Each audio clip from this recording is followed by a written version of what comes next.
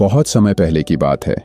उज्जैन के राजा विक्रमादित्य को उनके साहस और न्यायप्रियता के लिए जाना जाता था। वे अपनी प्रतिज्ञा पूरी करने के लिए किसी भी हद तक जा सकते थे।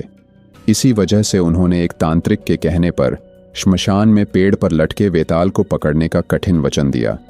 उस रात विक्रमादित्य फिर से श्मशान पहुंचे। हवा में सन्नाटा था। पेड़ की डाल पर लटकता वेताल एक डरावनी हंसी के साथ बोला, राजा, मुझे यहां से ले जाना चाहते हो तो ठीक है, लेकिन रास्ते में मेरी कहानी सुननी होगी, और अगर तुमने बीच में कुछ बोला तो मैं वापस इस पेड़ पर चला जाऊंगा।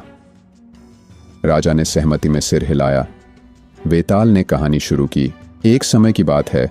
2 भाई थे, समर और वीर।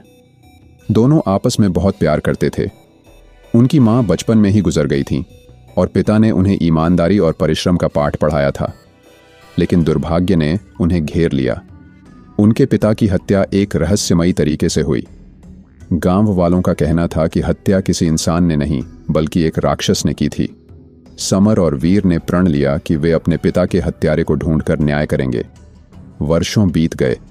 एक दिन उन्हें पता चला कि गांव के मंदिर के पास एक अज्ञात साधु रुका हुआ है जो भविष्य देख सकता है। वे दोनों साधु के पास गए। साधु ने कहा, तुम्हारे पिता की हत्या एक इंसान ने की थी, लेकिन उसका चेहरा राक्षस जैसा है। उसे ढूंढने के लिए तुम्हें पुरानी गुफा तक जाना होगा, लेकिन ध्यान रखना, जो देखोगे उस पर यकीन मत करना। समर और वीर ने गुफा की ओर यात्रा शुरू की। गुफा में अंधकार था। वहां खून के निशान और डरावनी आवाजें गूंज रही थीं। अचानक उन्हें सामने एक विशाल राक्षस दिखाई दिया। उसकी लाल आंखें और नुकीले दांत देख वे डर गए। राक्षस गरजा, तुम्हारे पिता ने मेरी ताकत चुराई थी, इसलिए मैंने उन्हें मारा। अब तुम दोनों मरने के लिए तैयार हो जाओ। लेकिन वीर ने गौर किया कि राक्षस का प्रतिबिंब पानी में दिखाई नहीं दे रहा था। उसने समर को इशारा किया और दोनों ने मिलकर राक्षस पर हमला किया। राक्षस चीखते हुए गायब हो गया। तभी पीछे से एक खंजर लेकर साधु सामने आया।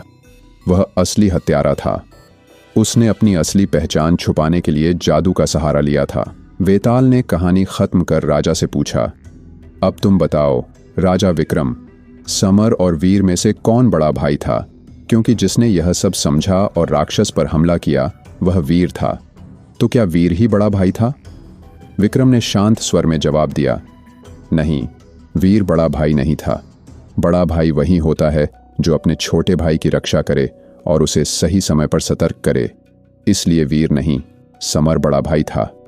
जैसे ही विक्रम ने उत्तर दिया, वेताल जोर से हंसा और पेड़ पर लौट गया। राजा, तुमने फिर बोल दिया। लेकिन विक्रम को कोई अफसोस नहीं था। उन्होंने मन ही मन सोचा, यह खेल जितना कठिन होगा, मेरा प्रण पूरा करना उतना ही गौरवपूर्ण होगा। ऐसे ही और भी वीडियोस देखने के लिए चैनल को सब्सक्राइब करें और वीडियो को लाइक करें।